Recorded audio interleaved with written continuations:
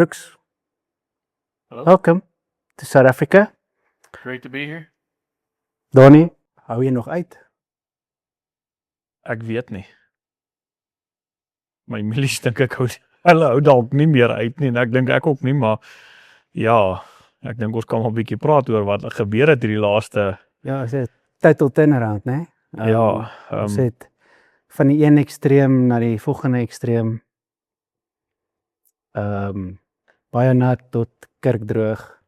in plantyd het ek geweet daar gaan 'n dag kom wat dit gaan droog word weer, so ons kla nie oor die reën nie. Ja.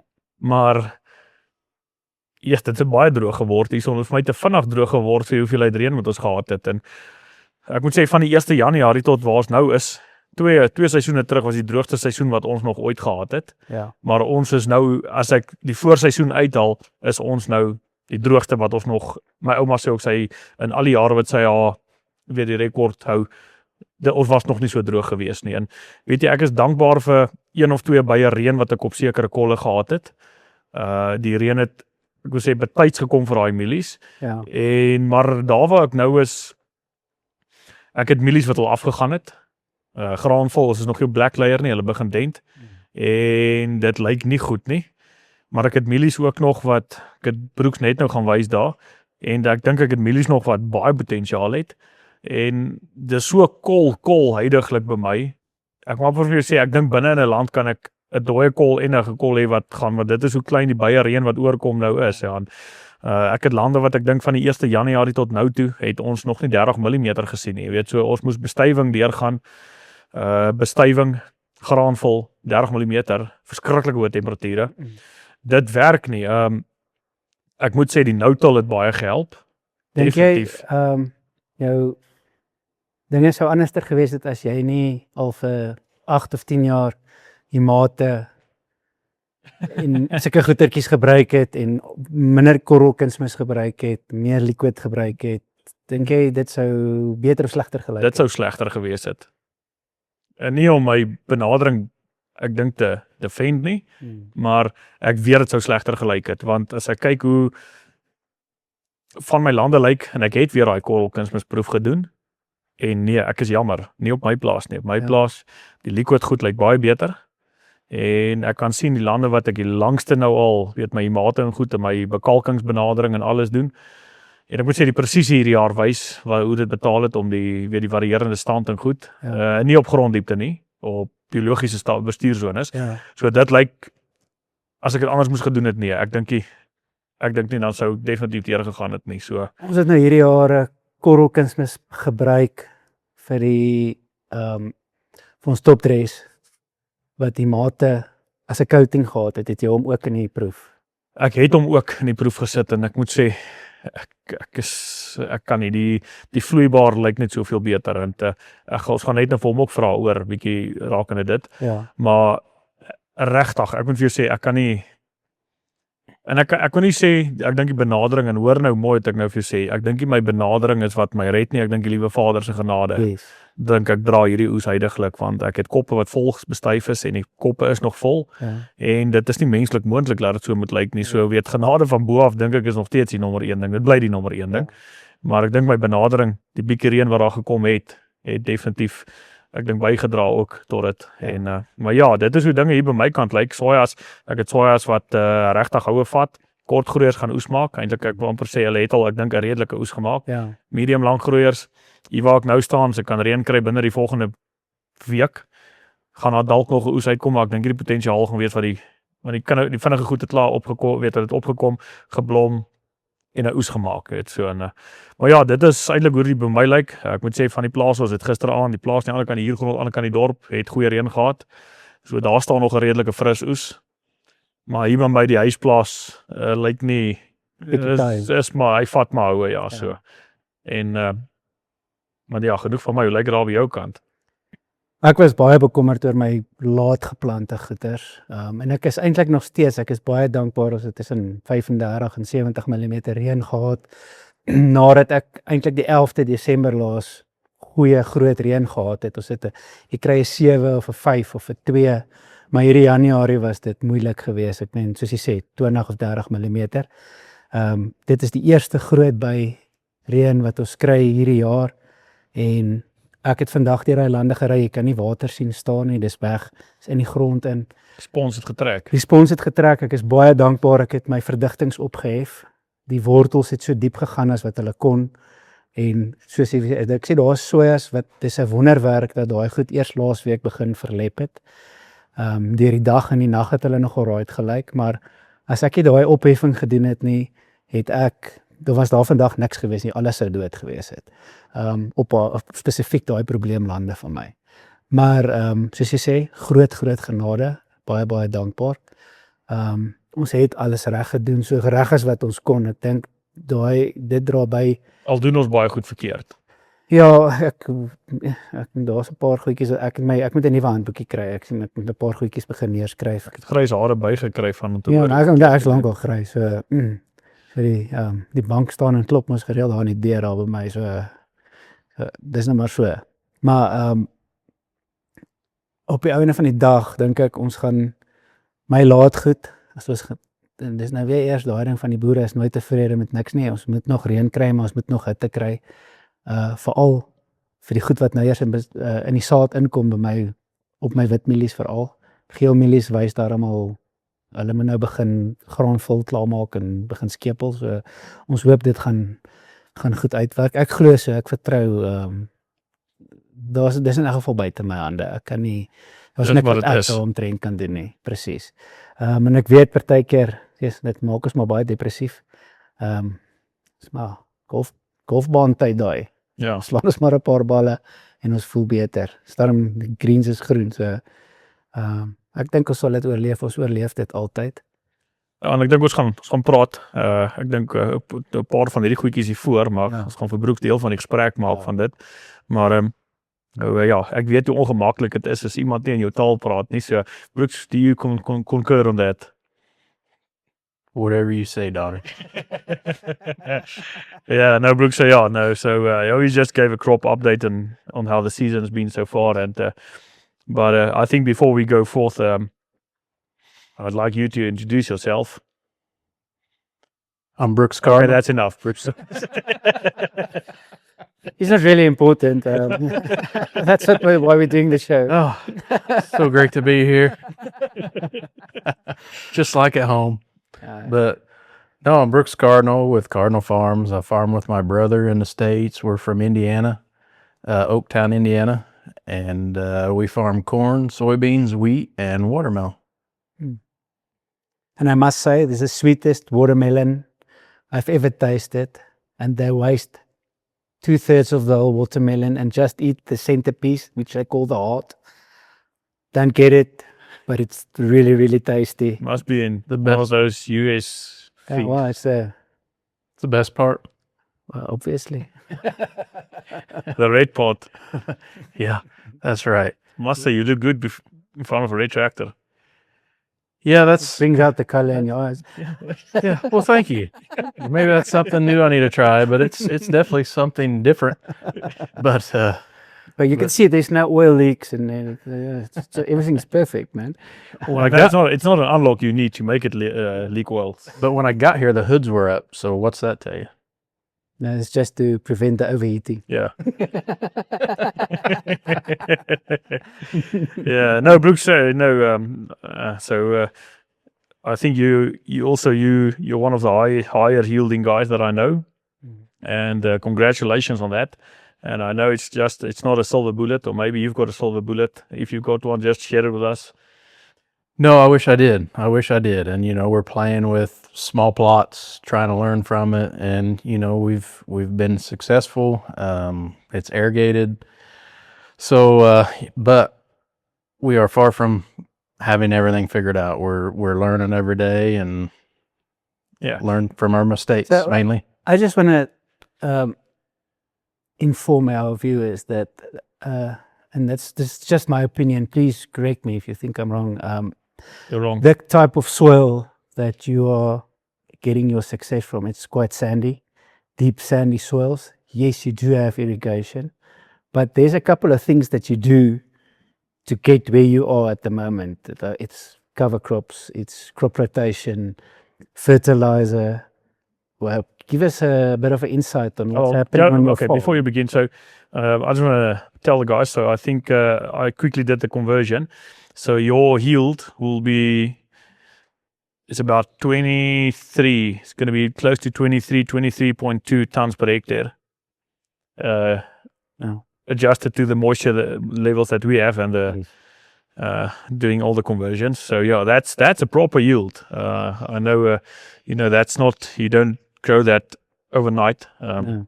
I just have to go another 20 tons, then I can beat you. Yeah, I'm almost halfway there. So, like I said, that's done on small plot. I mean, we're all about farm average, and that's what pays the bills. But we do use dry fertilize still some. We're not Kevin Cobb and got all this manure, which holy manure. Holy manure, exactly. But we're learning to farm with less, especially with the economy we're in.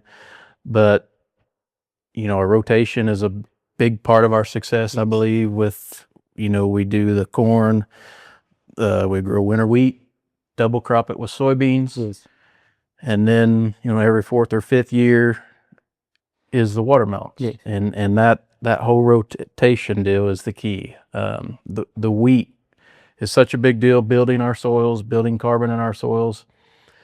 I've got a photo. I'm going to ask the editor to add a photo of your soils. Then when we visited you on your farm, just to show the viewers how the type of soil that you have here. But on that note, coming back to your soils, what are the type of soils that you have? What are the clay percentages and depth? I know people are interested because there's one of those things that everybody in South Africa think that over the US it's all black dirt, 10% organic matter, high rainfall. So if you can touch on that. We're sandy loam. Sandy loam is what we irrigate. 5% organic matter, or under 1% organic matter, 5% CECs, 5 to 8. I mean, low CEC. Yeah, very low CECs. Which you compare it to some of the Illinois soils. We don't have a lot of topsoil. Very, very, thin layer of topsoil. We got a lot of gravel under our soil. Again, that's why we can irrigate, because we got that gravel that we can pump water out of, but we do leach pads. So, I mean, our program is spoon feeding, multiple applications, because we do leach a lot of nutrients. Yeah. Just on the aquifers, you call it, when you sink a borehole. So what are the type of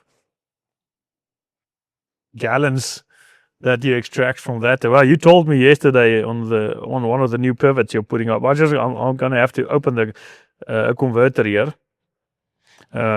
So our deepest well right now is 85 feet. That's so unfair. 85 feet, and that's like 30 meters. And that's 1,500 gallon a minute. So we're getting ready to put go back home. We're getting ready to do a new well, and we ain't drilled it yet, but we're planning for 2,000 to 2,200 gallon a minute. A minute. Okay. And so that'll probably be 90 to 95 feet. I was aiming for gallons per hour, so now I have to just go back to gallons per minute. If you just adopt the metric system. When you decide to change your farming from a hobby to a real job, will you change the metric as well? So that's going to be like, just to do the conversion for the guys over here, 2,200 gallons per minute. That's like 8,327 liters per minute. That is 500,000 liters per hour. Do you think it's enough? That's how bad our soils are. Well, you just recycle it the whole time. Yeah. It's like we said, you are allowed to use a cuss word on this one. I'm going to say, fuck, that's a lot of water. So how many millimeters is an inch? 25. 25.4. So our biggest problem is our heat with our sand. We, you know, we experience so much heat down in the canopy because we are a little higher populations than you are, but we'll use 25 millimeters of water every third day. Yeah. That's a lot. Yeah. So just to keep the crop cool, basically, you know, and keep that moisture in there to keep it cool. But some pivots we can do it, some we can't. You know, it just depends on the size of the field and how many acres we're watering. But you know, it's a lot to manage, really. Yeah. You manage it from your cell phone, so Some of them, and the other ones, Nikki has to do it. but And his brother. when you push start and they don't start, that's a problem. Well, Brandon, Kicks, Dallas, thanks thank you for for keeping the farm running. for keeping everything going on that farm. Well, someone's told you a little more than what you need to know. Well, Brooks, when we visited you on your farm, we sat down and we had like an intense conversation, not with you, About but, you. about you. Mm. And then we just put one-on-one together and it's like, it's just the face of Cardinal Farms. That's all it is. He don't do shit. He don't do shit. Yeah, no. When you approach your corn, how do you build, or what does your fertility approach? How do you build a fertility plan for your corn? And just apart from the plan, how do you apply your nutrients, placement, and stuff like that? So my fertility plan is, you know, it's all based off a yield monitor. I always go back to my highest yielding crop, my highest yielding field. I start studying that field, you know, and, you know, where's my numbers come from? And, you know, I may try to build other farms to match that one. But, you know, a lot of that's done with dry, but yeah, exactly. Not too much dry, but the biggest part of it is just our liquid program. You know, we run a 2x2 and I'm running 31 gallon is my basic program with my planter running. Actually, I'm 3x2 being that many gallon. I had to move it over farther. And actually this year I'm going to move it over a little farther, maybe 3.5 by 2 inches deep. Yeah. I'd like to get it as deep as I can, but with my planter and the factory 2x2 on my John Deere, I'm 2 inches deep is about where I can put it. But yeah, that's my biggest, I think that's part of my biggest success is just my 2x2. I like my program, you know, working with Kevin and the Mac group, you know, I took a lot of tips from him, but I feel like I got that dialed in. And it goes on every acre. I don't care if it's contest or what, that's every acre because that start is so important. And then from there, it's a lot of scouting, you know, and side dressing and fertigating through the irrigation, just based off how the season's going, how the crop looks. You know, last year we got so much rain early. I could see my crop change. You know, I lost a lot of nutrients early and my plants didn't respond like they normally do. I didn't have the stalk diameters and just spindly stalks, you know. I just knew that they didn't have the yield potential, so I just it's tough, and you know, the profit's not there, so I'd start pulling back. You back off. Yeah, I back off from, you know, what I'm, you know, every farm's different and it's just scouting and just watching and as the season goes. But I think that's one of the points where I think a lot of guys, they will start out a crop and they don't understand necessarily that if you don't start out strong, you can't rescue it. And I think that's where a lot of money, that ROI comes in, because then you try to throw the kitchen sink at it, Right. and you're not gonna. You can rather wait for better temperatures or better fit conditions. Make sure you're gonna get those corn up at the, you know, perfect spacing, get them up evenly merged, and you can just leave them as be, and they will give you a proper crop.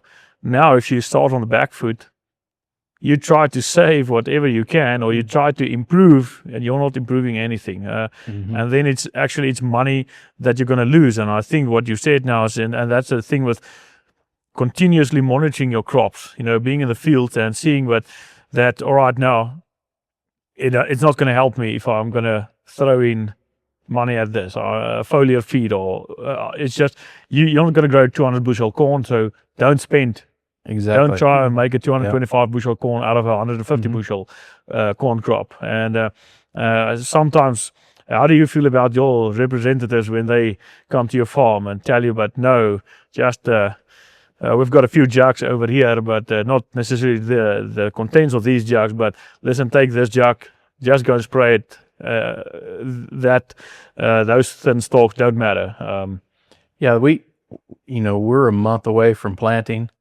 We've got guys that'll come around now, like you said, trying to sell you a product in a jug and giving you a program for the season, and we're a month before the seed's going in the ground, and they expect you to go off of this program. That's not how it works. You don't know what season you're going to be given, and it's an everyday process of figuring out what's best for your crop. But it takes time. You gotta be out there looking. Yeah. Okay, but I know that your strip tilling is a big part of your setup. With that, are you applying dry fertilizer, I presume, or was it liquid? No, I'm not. I did the dry fertilize. I'm still playing with strip till. I don't strip till every acre. Okay. I do as much as I can. Yeah. But there's a lot of management with strip till. Okay, and then how much humics and sugars? How big a role does that play in all of your crops, not just in strip till, but humics especially? Yeah, my main thing is the humics. It goes on every acre. Yeah. I mean, sugar. It makes the process work so much better. Yeah. Hello, Uncle Joe.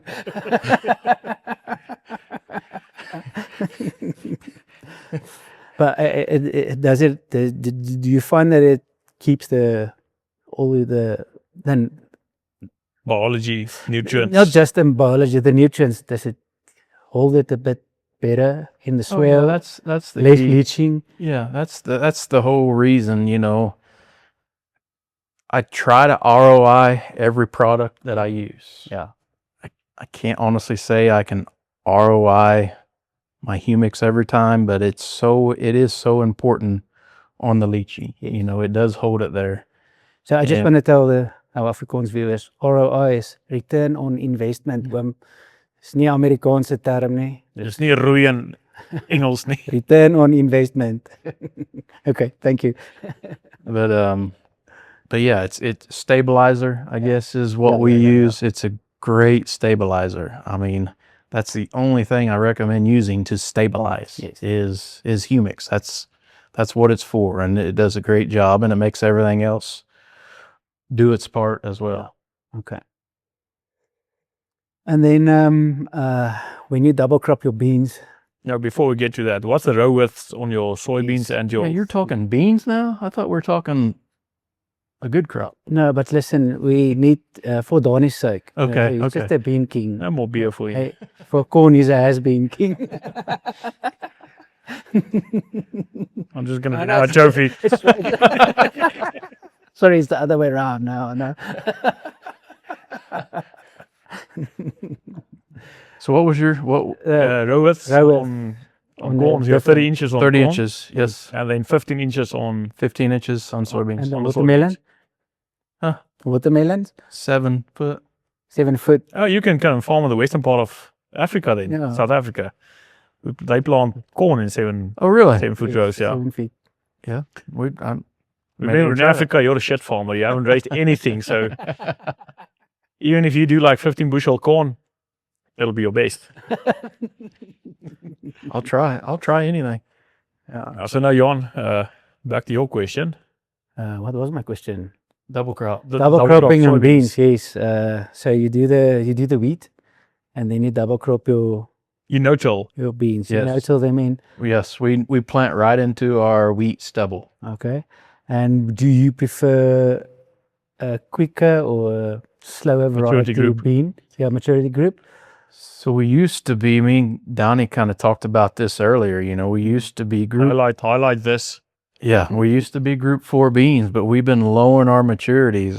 Last year we planted a lot of 3.7s on our maturities, and this year we're going to try some 3.4s. Did you get better results? Yeah, because we've been getting higher yields with some of these lower maturities and a lot easier to cut. Our harvesting window is so small. Yeah. On them group 4s, you're into that window where you cut 4 or 5 hours, if that, and it's just tough to manage, and we've been getting higher yields with the shorter maturity. So yeah, that's what we've been going with more and more. What was some of the problems besides from lower yields in your longer maturity groups? Got too tall. Okay, just Lodging. all over. Yeah, But nice long soybeans. it's nice Why pictures. Yeah.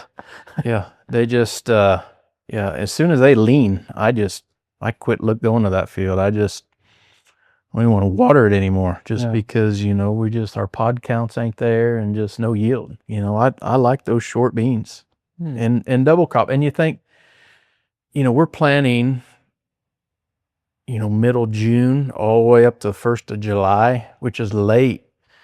And you're thinking, man, we got to get growth. But no, them short beans it's amazing. Yeah. It's amazing what they'll, and the whole thing's just standing and just keeping them standing. And that's one problem with irrigating that I struggle with, especially when we get hot and dry in those months, that I lay them over with the water. Yeah. So, I try to run them faster. I'm always trying to change, I'm still trying to figure that out, but lower populations, shorter maturity, shorter beans is kind of what I'm looking at now. And I've heard you say you had quite a proper wheat crop last season, and double crop beans also. That's like, I must tell you, I think the double crop yield that you had, it's like almost 30% better than what the South African average is for full season beans. Our whole, with our double crop, our whole bean crop averaged in the mid 60s, but we had some double crops average 70, and that's fallen 100 bushel wheat. And we usually can count on, we're 95 to 120 bushel wheat, and then if we can come back with 55 bushel soybeans, we're making Double money. crop, Double crop. But when we hit 70, that's That's hell of a lot better than corn. A few technical questions on that. Firstly, what color planter did you use to plant those beans? No comprende, amigo. That translates to the red one, boss. We did have the opportunity to run a red planter. You could tell the number. I don't even know what it was. 2150 out there. 2150. And it was the high speed, and it's the best singulation that we've seen. And the way it cut through that wheat straw, it did a wonderful job. Yeah. I tried to trade for it, but my pocketbooks just couldn't afford it. So we're back to a green one this year. But yeah, it was impressive. Your corn planter is a green planter. Yep. And you got the new John Deere Yep. It's metering system on that. the exact emerge. Yep. High And speed. if you have to compare that to between the case with the V6 and the John Deere, I'll put my money on the John Deere metering. Yep. I think it's the best out there. Mm. The placement is just, the spacing is exact. You just can't beat that. There's a few things I would tweak, just getting a little cleaner seed trench is the main thing. I do like the staggered disc on the case, so maybe we need we need to mismatch a some true of these. bottom. Yeah, I like that true bottom. If I had that on my planter, I don't know what else I'd need. Bit of luck. I was waiting on something else. I thought you were going to say a red tractor pulling it, but Yeah, well, probably. So on your beans, your herbicide program, so you do like a burn down on the no-till, and you're running like a pre-emerge, mm-hmm. and then you just Well, you let them grow. Do you anything else, anything special that you manage your beans with? Foliar. How much ROI would you get out of a shotgun foliar approach? We've not done much on foliar. We've tried different things, just never did have any luck. And my brother Brandon is anti-foliar, and even when I want to try something new, it's hard to even get him to try a foliar. So, we each got our job. That's what makes our operation work so well, is we got our jobs. Mine's the corn. Brandon's is a watermelon. And, it's just the trust. I don't have to question anything he's doing. I feel like he don't question anything I'm doing. The soybeans is just kind of whoever's got time. If I get caught up on the corn, I'll step in if he gets caught up on the watermelon. But our priority is kind of the corn. And that's not the right way, but Dallas, he graduated, and this is his second full year on the farm full time, and he stepped up. He's doing a lot of the bean planting. So he's the guy on the farm that does most of the work. Yeah, all the hard work is done by Dallas. Please note, Dallas does all the hard work. Kix doesn't do all the hard work. Kix is still Netflix and chill. Kix is still in school, but yeah, he's showing a little more interest, but he likes having fun. And I guess there's nothing wrong with that. But you've got two nice boys. Both of them, Nikki, thanks for raising two good boys. But no, I think as the boys get older, Brandon's got 3 boys, and they're younger. But, they're just now, Quade's the oldest. He's just now getting to the stage where, he's doing a little more on the farm. So, but yeah, I mean, the soybeans we don't do a lot on, but the herbicides really our only deal. We definitely do a burn down. We do cover crop. All our clay ground that goes to soybeans is cover cropped with wheat in the fall. We burn it down early. He puts a pre with the burn down, and then last year with all the rain we did have to come in twice with a post, but just as easy as that. Now, back to corn, and I think I'm going to ask a few questions with regards to what we've got here in front. And all three things it's like putting a John Deere, a case, and a class on here. Each one's got their own strong points. Some are more expensive than others, and I think all of them do work in certain ways. So when we talk fungicides on corn, what's your take on fungicides, application time, application windows, the do's and do nots? And remember, you can say whatever you want on here. We won't judge. We won't judge you. We already did. So I'll just kind of go back a couple years on some of the things I've done. I love to keep that crop healthy from day one. And I don't know if you guys have Xyway here. It's not called Xyway. We do have like a generic option that's like Xyway. So, I was running that even in 2x2. That's, I used to run in furrow, and I kind of cut that out, just save some cost. And I was running Xyway in 2x2, and it's a great product. It really worked good. It got me to VT, but it's so expensive. And so I cut that out last year, and I just did a generic at V10. And, well, actually, some of it was even V6 to V10, and that was just as clean as crop as the Xyway. And then I come back at Brown Silk with a Veltima last year, and for the most part it was good, but we had Southern Rust. Southern Rust came in as the first time really since 2016. 2016 was devastating. Veltima really didn't do shit against the Southern Rust. I was just as good with the generic. Okay. And I just feel like if I'm going to spend that much money, I'm buying a premium product. I want premium results. Yes. If not, I want support. Yes. And didn't really get that. So, my take this year, and this is something that I had bought way ahead. Just I had my program kind of planned out. Well, back to my fertility, I'm kind of same with my fungicides now. I'm starting with generic. I mean, if I see something come in like tar spot, yeah, I'm gonna up my game because Veltima was worth. Generic's not going to cut. The cut generic's not going to cut it to a tar spot. That's where that premium price is worth it.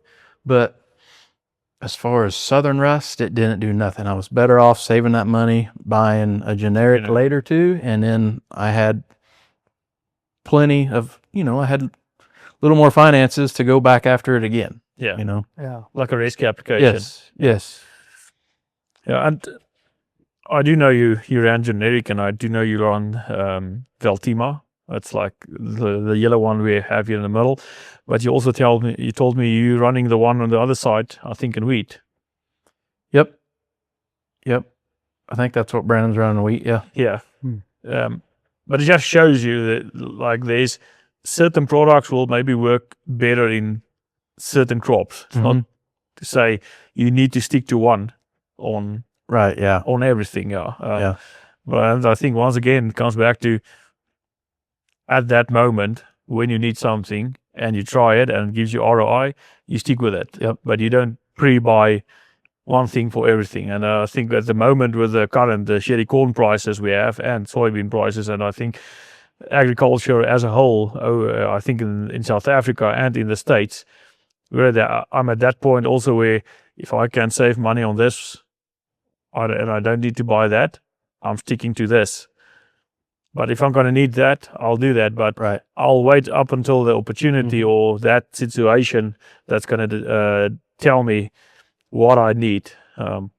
Yeah. And the good thing is, I think there's more than one premium product that's, like in my case, better for tar spot. You have options. That I have options. So when it gets to that point, what's your prices, guys? I'm wrestling Yeah. with prices. Yeah. Call Kevin. You Yeah. get everything for free. Okay, but while we're on the topic of fungicides, the new big buzzword around the world, not only in South Africa but also in the US of A, is drones. Have you considered using a drone? Danie he's not just a Facebook farmer. He's also he's leading the approach with drones and applying everything with his drone. He's considering selling his big sprayer. So, what do you think about it? Do you think it's gonna play a role on your farm? And what do you think about it playing a role in agriculture as a whole? Better than nothing. But And so when you're out scouting and you see whatever disease pressure you have, it's so important. It's so important. You need to attack it right away. yes. So yeah, if that's all you have is a drone, it's better than nothing to get that on there. But just in our area, I mean, I prefer a ground rig. I like coverage. Yeah. It's all about coverage. Guys at home are trying to cover acre. There's a lot of custom drone guys and they're trying to cover acres. I feel like they're doing too wide of paths. Yes. And We're also chasing ROI. Yeah.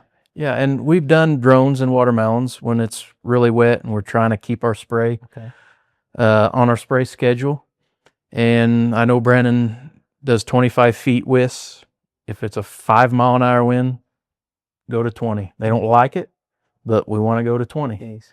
And if it's 10 mile an hour, I'm sure he wants them to go even less than that. Yeah. But yeah, guys, I just feel like that's the biggest key. Guys are trying to do too much with a drone, but I still like gallons. I like better coverage. I think it's like Unlike Danie, but sorry to.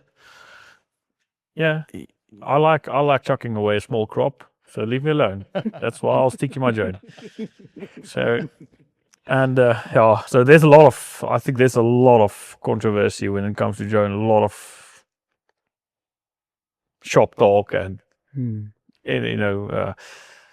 but when it comes to a V8 versus a 4-cylinder, there's no replacement for displacement, and I also think there's no replacement for coverage. And I like to target as much of that plant as possible, whether it's a systemic fungicide, whether it's a contact, whether it's cheap, whether it's expensive. But I want canopy penetration. And I've got a drone, there it is in the back, and I sprayed a fungicide trial, that one with all the products in the market, in South African market. Well, not all, let's say 99%, because there might be one or two that I've missed. But I took that trial and I replicated it between my high clearance boom sprayer and the drone. And I didn't take the drone and, do a poor job at it. I'm a perfectionist, and also narrowed up on the swath, because first thing, the only guys getting those swaths are the guys selling it, promoting production, the productivity of a drone on a day. And I can't see that. I got some data from the US from guys promoting drones that did those tests, and it's scary, to see that. And they used all the manufacturers, and the swath widths on that wasn't nearly what the claim was. So I did narrow down on my swaths. I did it quite balanced to see where I can get I want some canopy penetration, from downdraft from the, rotor wash. But I still need that drone to do some acres as well. I can't just hover and try and blow down everything. So I think my settings was, I don't want to say conservative, but I don't think I could have done that any better than what I've did. Well, maybe 5% improvement. And if I look at the difference between the high clearance boom sprayer, same trial, same variety, just a different field, everything applied same day, the results from the high clearance and coverage running 20 gallons per acre is way superior to what the drone did with 3 gallons per acre. I couldn't reach the ear leaf with a drone. Maybe just 2 rows in the middle underneath it. Right. Maybe a few drops, but I couldn't get deposition on anything that's not below the drone. And I can't spray just 4. It's not a 3 meter swath, 9 feet swath. So my take on drones is it is a useful tool. If I couldn't get in with my ground rig, then that's probably my second best option, but it's not comparable. Yep, I agree, and I wanted them to work so bad. Because I could have got out of the seat of my Haggy, put Nikki out in the field in the hot, just sitting on a trailer and just controlling these drones, and I, have more time to go to golfing or something, but not right now. Yeah, and I think the drone technology is making way, but seeing the data of what the drift does, it's one thing getting product out of the diffusers, it's another thing getting it underneath a 10% coefficient of variance. That doesn't exist in the drone world. So, but maybe in 10 years, I did see that there's some boom drones being developed. Maybe we can put some air induction nozzles on that. Yeah. So in 5 years, maybe a year, maybe in 6 months. But at the moment, it's still, I used mine. It did help me out in a lot of spots where I couldn't get in. So spraying something is better than spraying nothing. Yeah. So, but when it comes to fungicides, if I've got really high pressure, it'll be difficult not to run the high clearance with 20 gallons versus 3 gallons and hoping for the best. I'd rather not spray then. Yeah, I agree. So, but yeah, that's the thing. I think everybody needs to do that. It's everybody's choice, every farmer's choice, what he's going to do on his farm. But it's good to listen, to guys like you and Kevin and Brandon. And it was so nice to see the way you farm watermelons. We even picked up a few. You did some Mexican work. We weren't paid for that, so we are allowed back. That's something we've got a little video of that too, so We'll add that video in there. Add that in there too. We can do that professionally. I think if it comes down to it, if farming doesn't work out here, I just want to drive the bus, please. I want to be the Mexican at the end of the field, just saying, "Hey, Andale. andale." Yeah. So no, Brooks, thank you. I think we can speak like 4 more hours. Absolutely. On a few things, and but one more thing. So, how's your green combine doing? It's good when it's dry. And how much corn are you putting out the back? Just depends on how fast Brandon drives.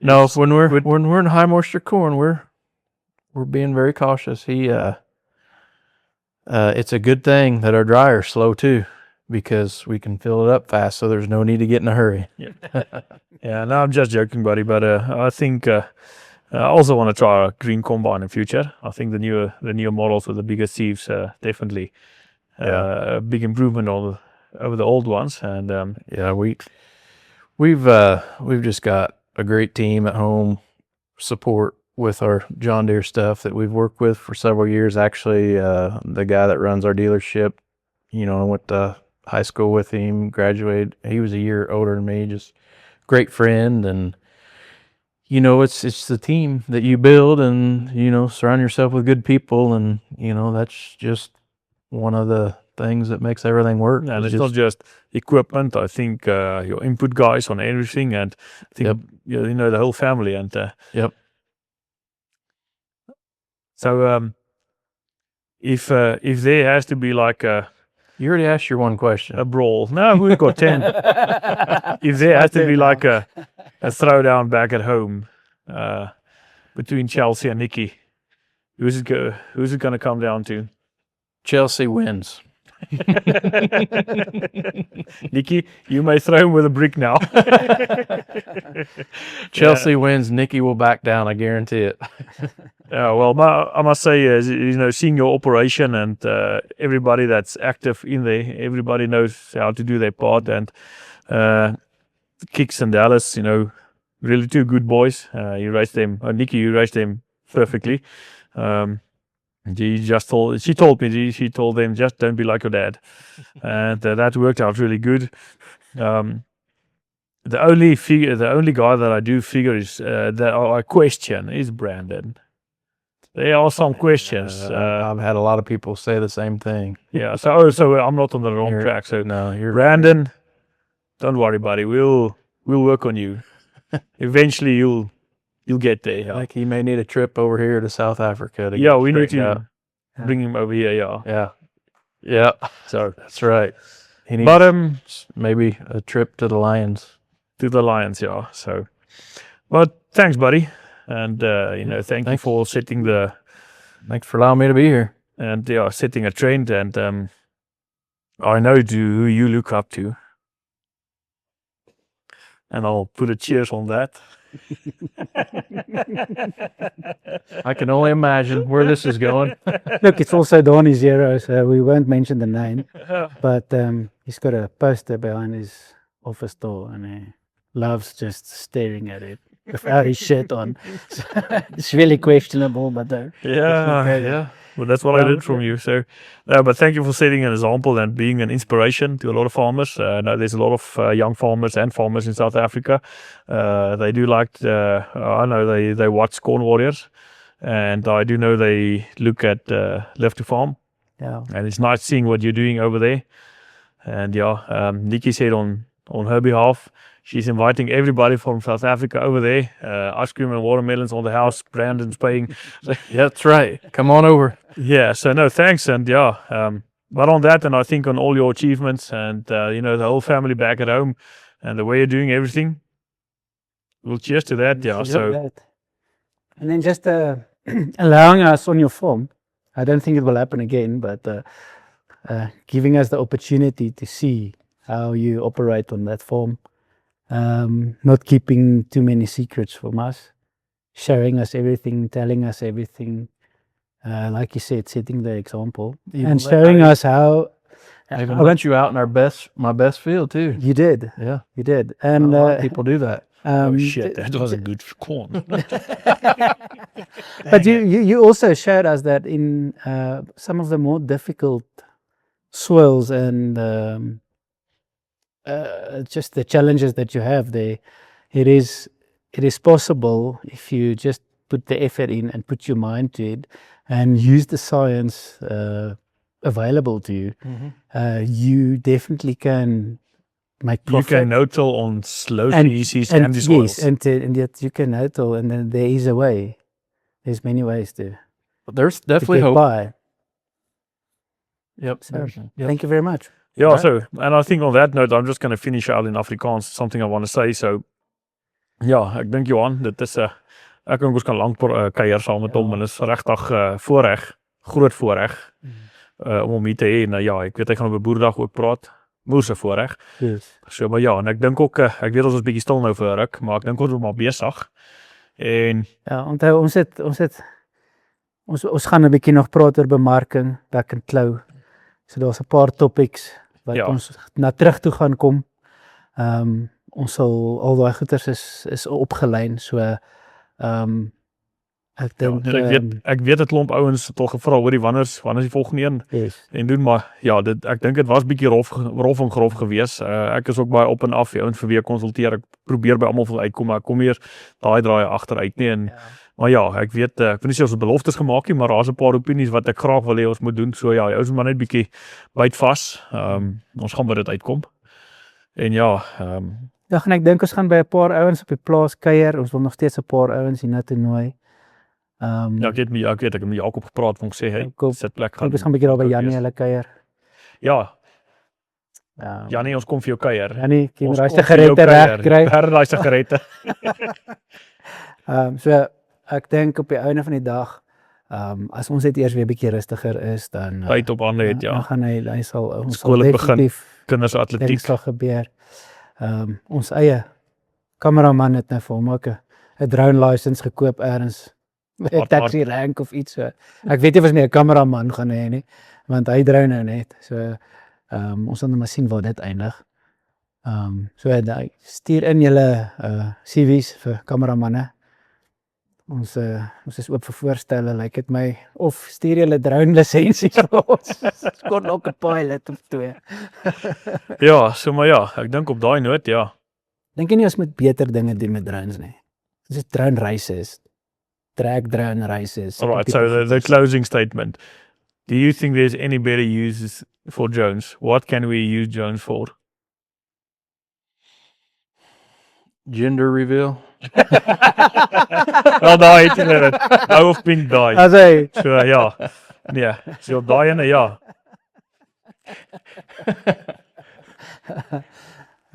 Tot ons weer sien. Dankie ouens. Ons praat weer.